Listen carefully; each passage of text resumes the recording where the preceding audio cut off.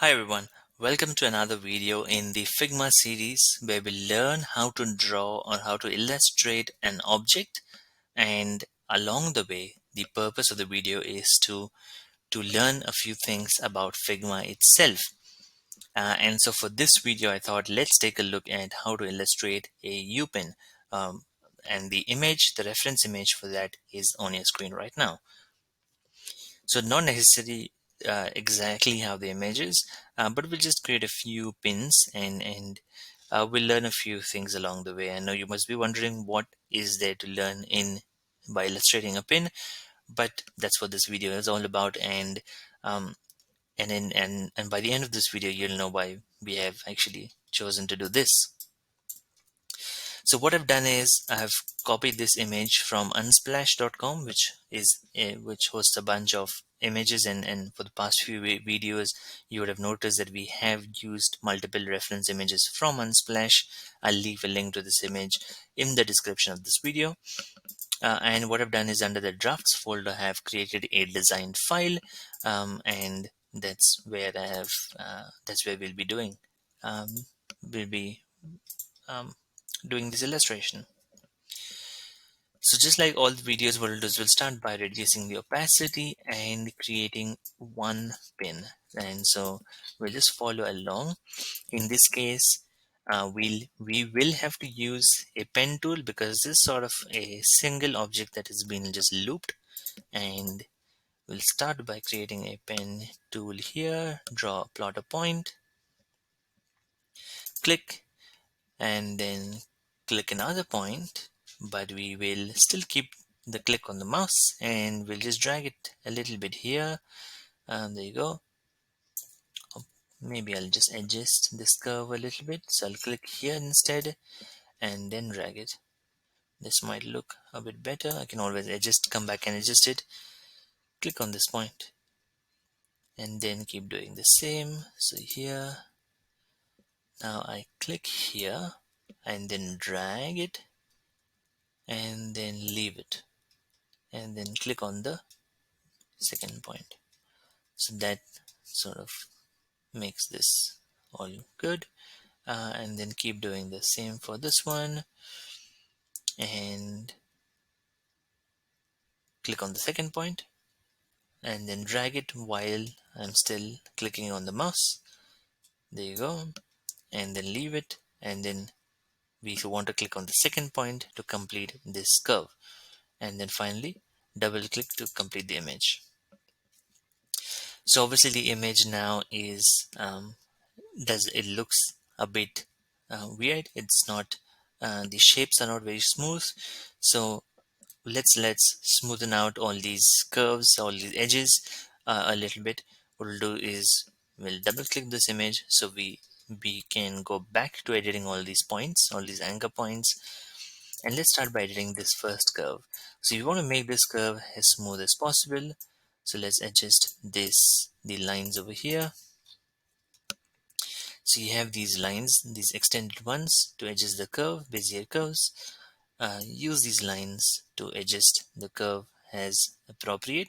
You can see when I drag and drop this, drag this line around, at some point this line turns orange or red, I can't really tell, but that tells us where the ideal point lies, where for this curve, and that's where you leave it. And let's do the same for the other ones as well. The reason I'm dragging this a little bit at the bottom is so that I have some space to create this curve. So I do that here, and this one I drag this curve here. Now I can reduce this size if I wanted to, and actually I'll go back and reduce this size as well, just slightly, not too much. There you go. This looks a lot better. And then finally it's time for us to adjust this line here and this one here, and then just reduce the curves a bit. There you go. Let's make this straight as well. So there you go, you have one UPin. Now what we can do is we can always give it a different color. We don't have to always give it blue. We don't have to give it in the pink color as per the reference image. You can give it a different color. Let's give it nice and blue. And because it's slightly thick, we'll give it a slightly thicker border here. I think 4 should be decent enough. I think we have a slight space, which is what we aimed for.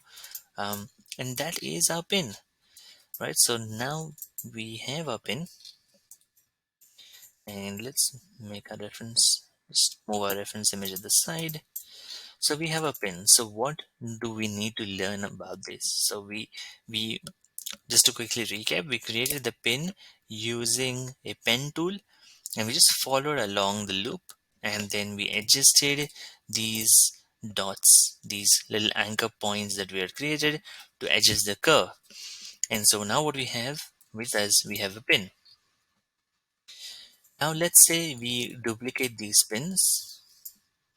Right? So you want to create a design and you want to duplicate them, but then you realize that the borders for this pin, that's incorrect, right? So not just the borders itself, but let's say you realize that this edge at the end, that is incorrect. Now you want to change this. So first of all, let's look at how you might want to um, sort of round these ends of this pin, because you don't want to leave it at this rough edge. So what we'll do is we'll click on this point, then from the right sidebar we'll click on these 3 dots, and then under the cap field we'll choose a different item from the drop down, and in this case we'll select round. So when I select round, you'll see that this has, it used to be a flat sort of square edge, and now it is round. So that's what I really want to do. I want to create a pin which has a round edge, right, on both the sides. So both the ends are round instead. So I'll click on the other dot as well and do the same thing. And so you can play with these different points and different caps. And so now what we have fixed one pin. We have fixed the edges or the ends of one pin. But now what we did is we had already copied this pin multiple times before, and in this case what would end up you would end up doing is um, changing the edges for, or changing this cap for all of these pins. But now imagine if you copied hundreds of them, you would have to change all of them manually, and we definitely don't want to do that. So here's another tip. Here's the second thing that we want to learn from the video. The first thing, just to quickly recap, is how to update this edge, this point, from being square flat to a round edge. And the second thing we want to learn is how to duplicate this process. So let's say if you have duplicated these pins, how would you not repeat yourself multiple times? So what we'll do is let's delete these pins, and now before copying, what we'll do is we'll click on the first pin, the first object that we know we like, and what we'll do is we'll click on this option here, create component. So now this becomes a component, and now if we copy it, we can copy it multiple times. So now let's say we want to update the edges, right? So it's back to square edge. Now let's say we want flat edge, whatever we want to call it. Now we want to update this to round, and we want that thing to reflect it to all these 4 objects. So what we'll do is we'll click on the component that we created, that is the main thing, and update the uh, cap for on the component. So click on the 3 dots, choose a round cap, and do the same for the other point as well. Choose a round cap. Now if you see, when I click on done, now if you see, This we did it only once, but it has automatically replicated the same design for all the components. Right? It has automatically done that, and that is the beauty of creating one object, of marking one object as a component. When you mark one object as a component and create duplicates of that component, when you update the main component, it reflects across all the other objects that you duplicated, right? So every other object that was created from this component will reflect any changes made to this component. Let me repeat that again. Every change, every change made to this component will automatically reflect on all the other objects that were created from that component. So there's a quick example there. If let's say if you want to change the shape of this image, so you can change the angle here, and you can see that it's reflecting on all of the other objects as well. So there's a little trick,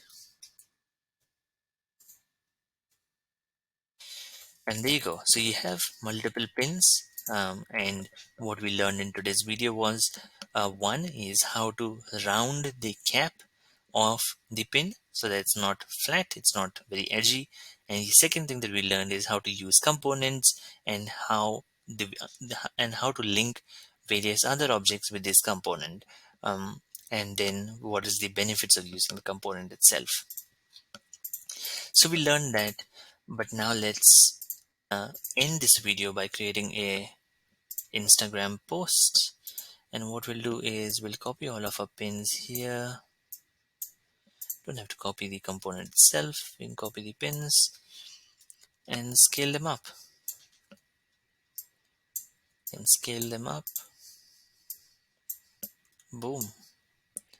Huge pins.